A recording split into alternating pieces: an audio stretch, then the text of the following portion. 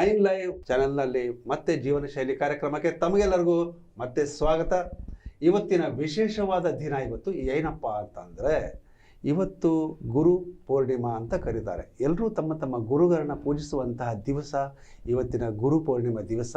ಇವತ್ತಿನ ದಿವಸ ನಾವು ತಮ್ಮೆದುರಿಗೆ ಮತ್ತೆ ಒಂದು ಟಾಪಿಕ್ ತೊಗೊಂಡು ಬಂದಿದ್ದೀವಿ. ಅದೇನಪ್ಪ ಅಂತ ನೀವು ಕೇಳ್ತಾ ಇರ್ಬೋದು. ವಿಶೇಷವಾದ ಇವತ್ತು ದಿವಸ. ಆ ವಿಶೇಷವಾದ ದಿವಸದಲ್ಲಿ ನಾವು ನಮ್ಮ ಹೆತ್ತವರನ್ನ ನೆನೆಯುವಂಥ ದಿವಸ.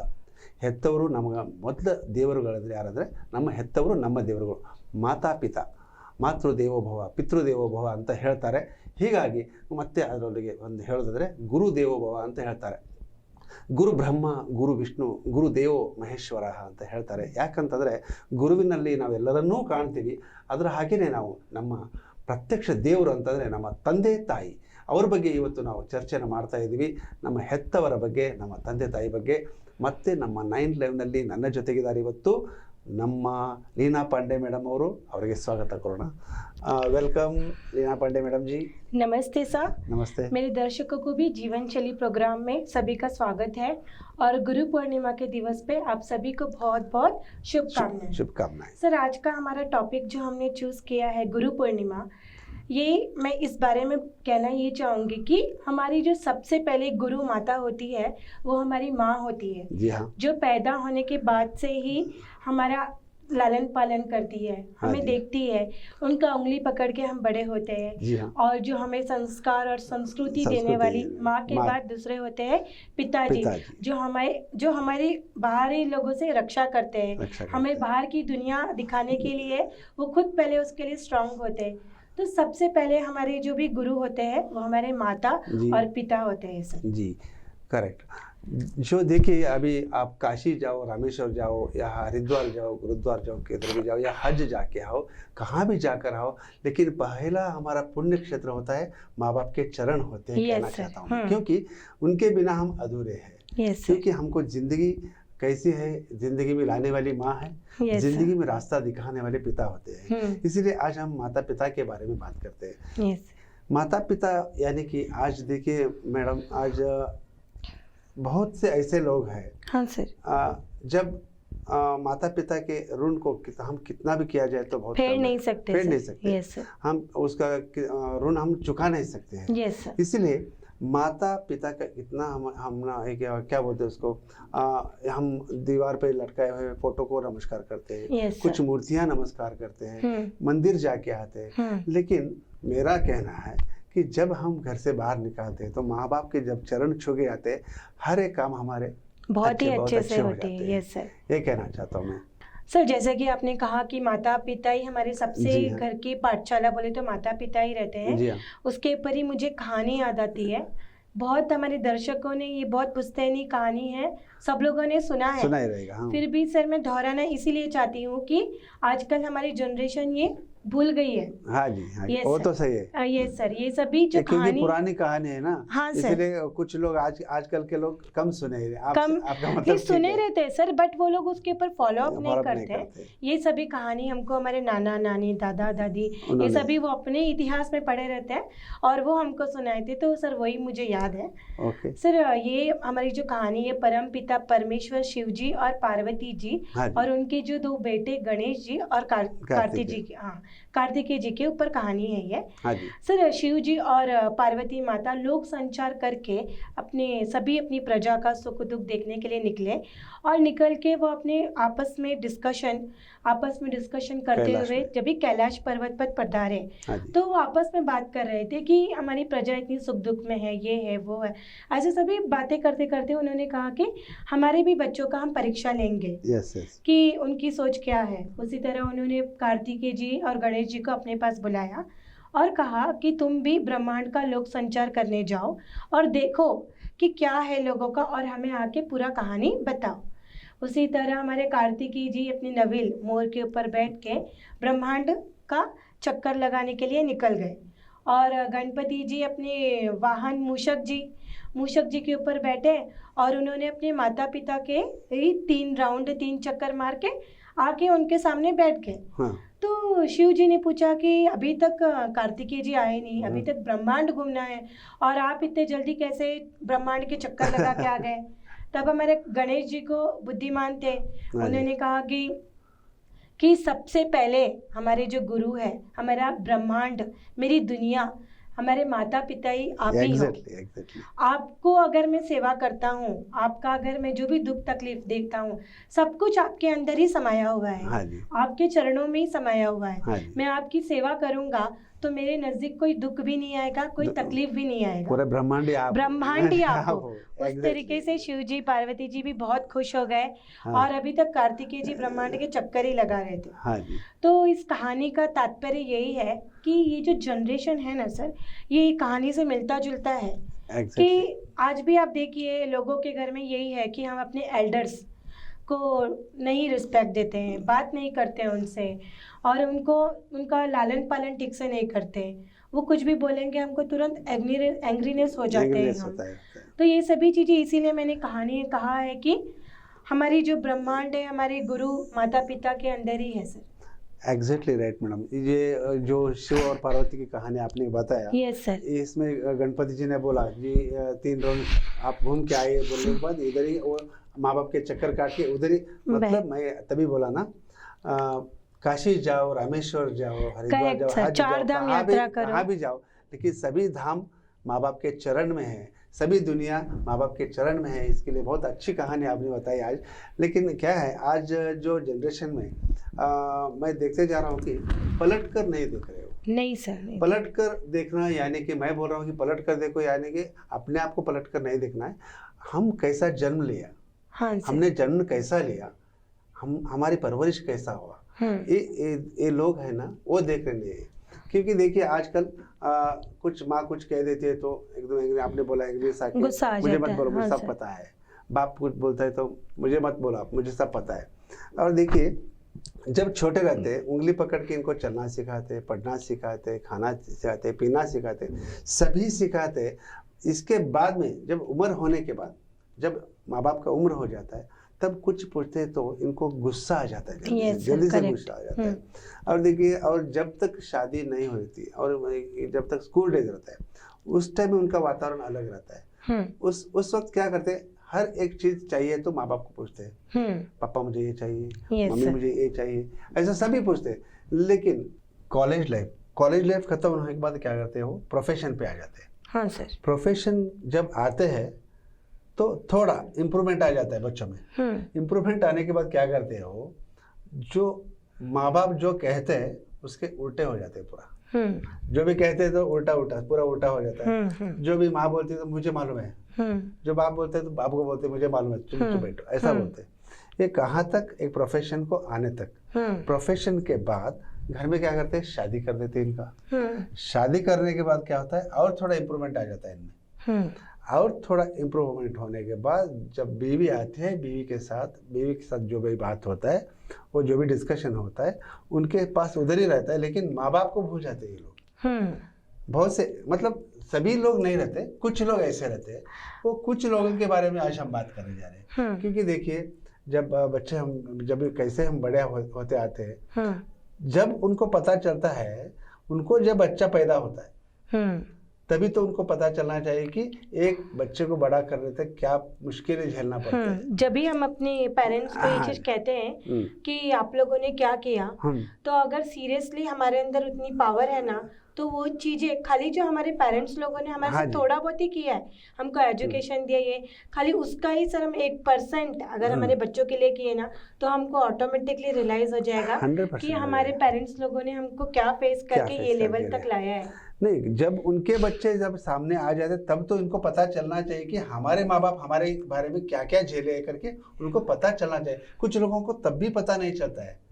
हाँ, इसके बारे में हम और आगे बात करेंगे। उससे पहले एक छोटा सा ब्रेक लेंगे, कॉफी पी के आएंगे, बहुत ठंड लग रही है, बारिश बहुत है। ओके, तब तक हम छोटा सा ब्रेक लेंगे, फिर से आते हैं। 9 ಲೈವ್ ಚಾನೆಲ್ ಇದೀಗ ಸೋಷಿಯಲ್ ಮೀಡಿಯಾಗಳಾದ ಯೂಟ್ಯೂಬ್, ಫೇಸ್ಬುಕ್ ಹಾಗೂ ಇನ್ಸ್ಟಾಗ್ರಾಂನಲ್ಲೂ ವೀಕ್ಷಿಸಬಹುದು.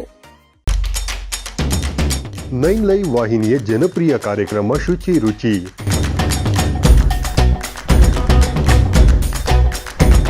ಪ್ರತಿ ಶುಕ್ರವಾರ ಮಧ್ಯಾಹ್ನ 1:30 ಪ್ರಸಾರ, ಮತ್ತೆ ಭಾನುವಾರ ಸಂಜೆ 6 ಗಂಟೆಗೆ ಮರು ಪ್ರಸಾರ.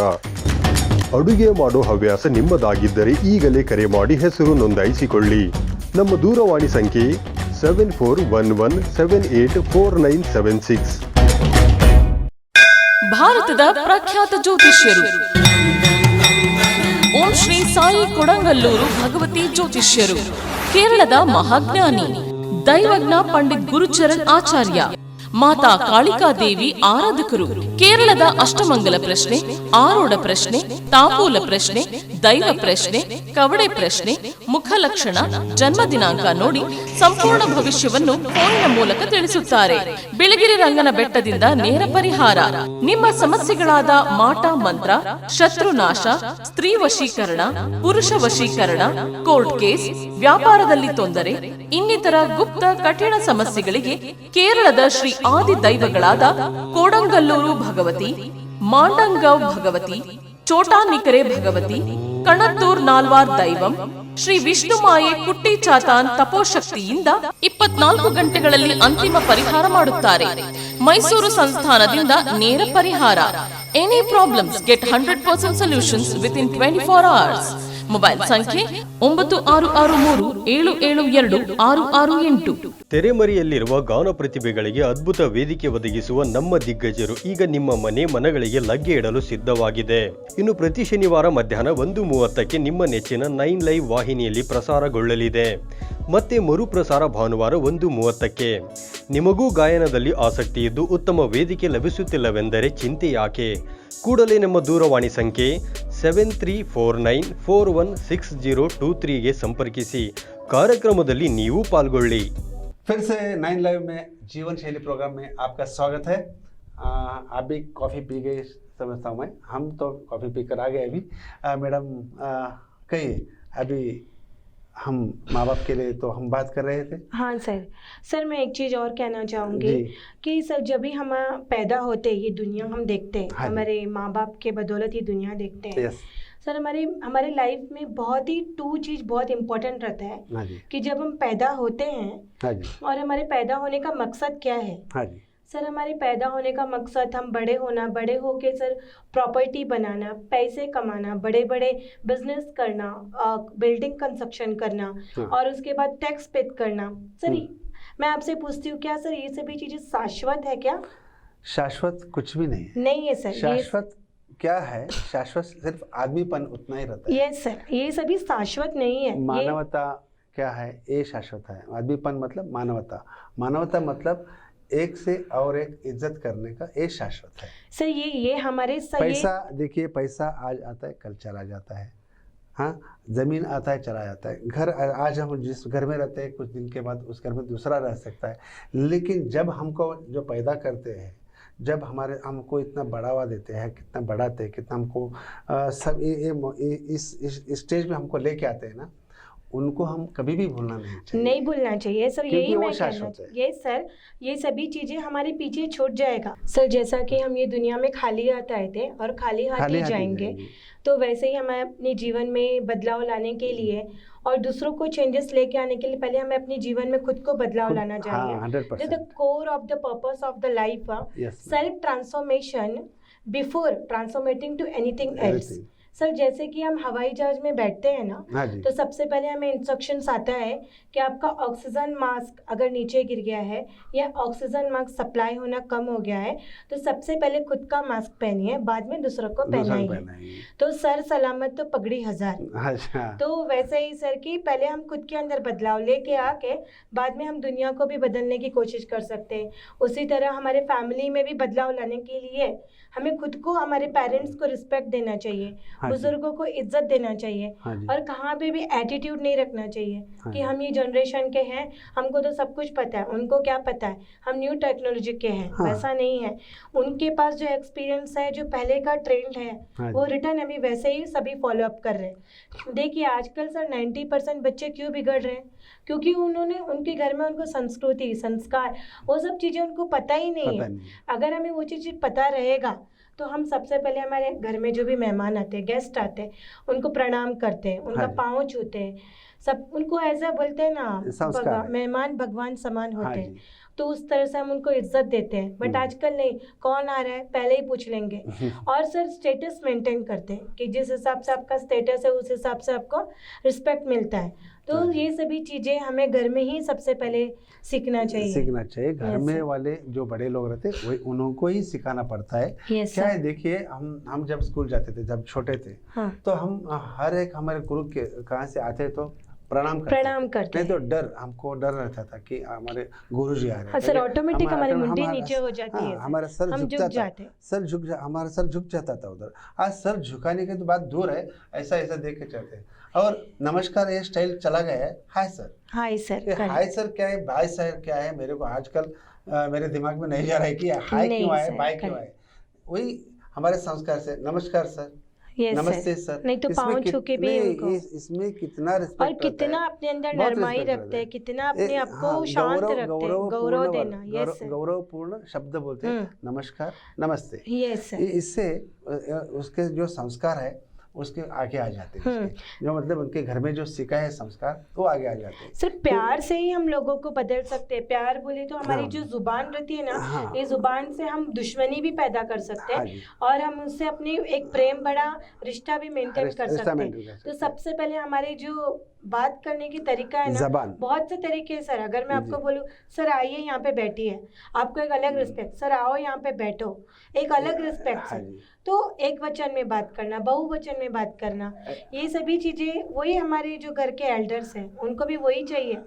वो आपसे सोना चांदी नहीं मांगते, कुछ नहीं मांगते, बट आप उनके पास अगर आपका जो कीमती वैल्यूएबल टाइम उनको अगर सर 5 मिनट्स भी देंगे ना, पेरेंट्स को देंगे, तो सर उनको कितना बोलते ना दुनिया की खुशी मिल जाती है। देखो पहला ज़माना, तब मोबाइल नहीं था, टीवी नहीं था, कुछ भी नहीं था। तो जब काम से लौटते थे पेरेंट्स, मतलब बाप काम से लौटते थे ना, तब माँ को कुछ पूछते थे ना, माँ बोलती थी अभी पिताजी आ जाएंगे, आने के बाद उनके साथ बैठकर बात करो, जो भी आपको चाहिए ले लो करके बोलती यस सर, करेक्ट। जब बच्चे कैसे रहते थे, जब पिताजी आएंगे वो इंतजार करते थे। जो उनके पिता कैसे रहते थे, आज मैं जाने के बाद मेरे बच्चे मुझसे क्या कहें करें, खुशी से आते थे। यस सर, तो आकर सब मिलकर बैठ के उनको टाइम देते थे वो। मतलब कितना मिलजुल रहते थे।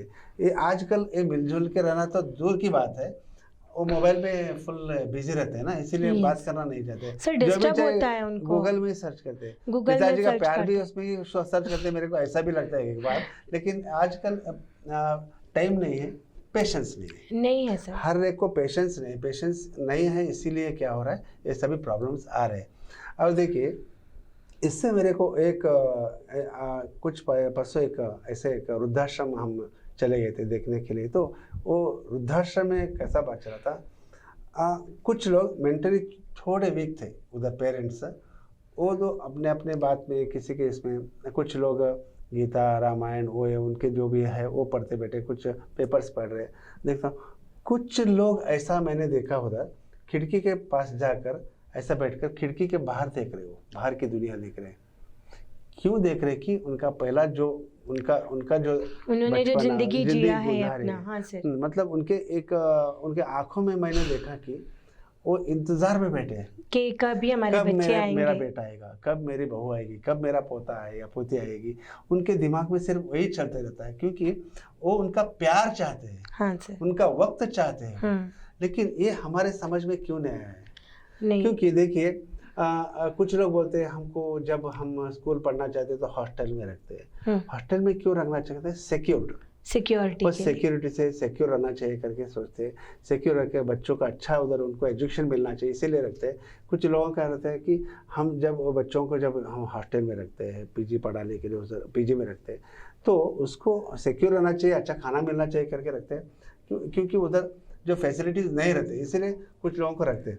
लेकिन माँ बाप को उम्र होने के बाद इनको देखभाल करने के लिए नहीं होता, इसलिए ये क्या करते, वृद्धाश्रम में भेजते। ये मेरे को बहुत अच्छा नहीं लग रहा है, क्योंकि उधर जाके देखता हूँ तो उनके आंखों में फुल आंसू भरे रहते। जब भी हम उनके साथ बैठ के कुछ बात किए ना, वो मेरा बेटा भी ऐसा ही करता था, मेरी बेटी मेरे साथ ऐसा ही बात करती थी। क्योंकि अगर वो लेडी है तो उनके हस्बैंड के बारे में सोचती है वो, हमारे हस्बैंड भी ऐसा ही मुझे प्यार करते थे, जब आते थे मेरे को बैठ के मुझे बुलाए बिना नहीं खाना खाते थे। उनके दिमाग में यही रहता है और सर, जो हाँ। मर्द लोग रहते, मेरी बीवी भी मुझे ऐसे ही रोटी पका के देती थी, ऐसे ही मेरे को ऐसे भाजी बना के देती थी, और मैं भी चाहता था मेरी बहू आने के बाद मेरे को ऐसा खाना मिलेगा करके मैं सोचा था। लेकिन मेरी ज़िंदगी अलग हो गई। आज मेरे बेटे को आने के लिए टाइम नहीं। कुछ लोग अभी बच्चे क्या रहते, फॉरेन में रहते हैं। मैं बोल रहा हूँ उनके घर में उनके यादें बसे रहते हैं। Sir correct. जब उनके घर में क्या है, उनके यादें बसे रहते हैं, उनके बचपना को उधर रहता है ना, उनको उधर रहना बहुत अच्छा लगता है, क्योंकि हर एक एक बूंद बूंद उनका खून और बूंद बूंद उनका पसीना, बूंद बूंद उनका पैसा, हर एक उसमें जमा कर एक घर बांध कर रखे रहते हैं। बांध कर जो घर में उनको रहने के लिए बाद में उनको ही उधर वक्त नहीं देते, तो ये उनको बुरा लगता है बहुत लगता है सर। उनको। कहते हैं ना, कठिनी और कर्मी में बहुत फर्क रहता हाँ है जी। सर। एक दिन हमें भी ये दौर से गुजरना है, ये हम भूल जाते हैं। एक हाँ दिन जी। हमें भी बुढ़ापा आने वाला है, हर एक को। और जिस तरह से हम हमारे बुजुर्गों के साथ कर रहे हैं, भगवान हमको भी बच्चे दिए हैं। हाँ जी। इसके लिए भगवान बच्चे दिए कि आप जो यहाँ पे करोगे सेम आपको वहां से मिलेगा। एक हाथ दो और एक हाथ लो। हाँ जी। तो सर यही है, हम जैसा अपने बुजुर्गों के साथ कर रहे हैं, ये सभी चीज़ें हमें याद रखना चाहिए कि आज हम उनको जो रिस्पेक्ट नहीं दे रहे, इज्जत नहीं कर रहे हैं, और हमारे बच्चे वो भी देख रहे हैं कि हम उनके साथ क्या कर रहे हैं। सबसे पहले जो काटा, जो पौधा बोओगे वैसे ही आपको मिलेगा सर। हम जो अपने पेरेंट्स को, अगर वो हमसे कुछ भी पूछते हैं, हम बोलेंगे नहीं है, हमारे पास टाइम नहीं है लाने के लिए। हाँ जी। सेम हमारा बच्चा भी बड़ा होने के बाद हमको वही कहने वाला है। हाँ जी। तो ये सभी चीज़ें हमें नोटिस करना चाहिए। देखिए कितने सीरियल्स बने, कितने पिक्चर्स बने, कितने गाने बने, माँ बाप के ऊपर गाने बने। एक गाना तो आप सुना ही रहेगा, ये तो सच है कि भगवान है या मगर फिर भी अनजान है, धरती पे रूप माँ बाप का इस विधाता की पहचान है। ये क्यों लिखा है? ये सिर्फ ऐसे ही सुनने के लिए नहीं लिखा है उन्होंने, ऐसा ही हमको मजाक करने के लिए नहीं लिखा। उसमें हर एक शब्द का उसमें अर्थ है कि आज धरती पे जो भी माँ बाप है ना, वही हमारे साक्षात भगवान है करके ये लिखा है। सर, आगे बात करने से पहले और थोड़ा छोटा ब्रेक। सर एक छोटा सा ब्रेक बाद ಲೈವ್ ಚಾನೆಲ್ ಇದೀಗ ಸೋಷಿಯಲ್ ಮೀಡಿಯಾಗಳಾದ ಯೂಟ್ಯೂಬ್, ಫೇಸ್ಬುಕ್ ಹಾಗೂ ಇನ್ಸ್ಟಾಗ್ರಾಂನಲ್ಲೂ ವೀಕ್ಷಿಸಬಹುದು. 9 ಲೈವ್ ವಾಹಿನಿಯ ಜನಪ್ರಿಯ ಕಾರ್ಯಕ್ರಮ ಶುಚಿ ರುಚಿ.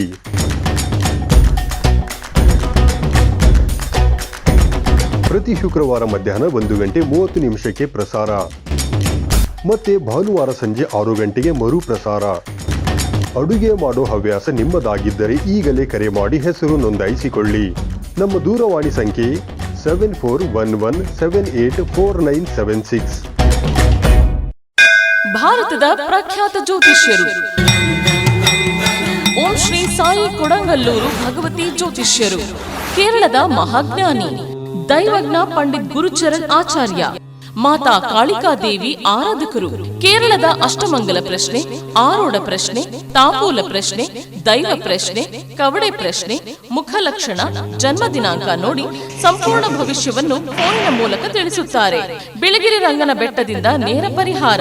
ನಿಮ್ಮ ಸಮಸ್ಯೆಗಳಾದ ಮಾಟ ಮಂತ್ರ, ಶತ್ರುನಾಶ, ಸ್ತ್ರೀ ವಶೀಕರಣ, ಪುರುಷ ವಶೀಕರಣ, ಕೋರ್ಟ್ ಕೇಸ್, ವ್ಯಾಪಾರದಲ್ಲಿ ತೊಂದರೆ, ಇನ್ನಿತರ ಗುಪ್ತ ಕಠಿಣ ಸಮಸ್ಯೆಗಳಿಗೆ ಕೇರಳದ ಶ್ರೀ ಆದಿ ದೈವಗಳಾದ ಕೋಡಂಗಲ್ಲೂರು ಭಗವತಿ, ಮಾಂಡಂಗವ್ ಭಗವತಿ, ಚೋಟಾನಿಕರೆ ಭಗವತಿ, ಕಣತ್ತೂರ್ ನಾಲ್ವಾರ್ ದೈವಂ, ಶ್ರೀ ವಿಷ್ಣುಮಾಯೆ ಕುಟ್ಟಿ ಚಾತಾನ್ ತಪೋಶಕ್ತಿಯಿಂದ 24 ಗಂಟೆಗಳಲ್ಲಿ ಅಂತಿಮ ಪರಿಹಾರ ಮಾಡುತ್ತಾರೆ.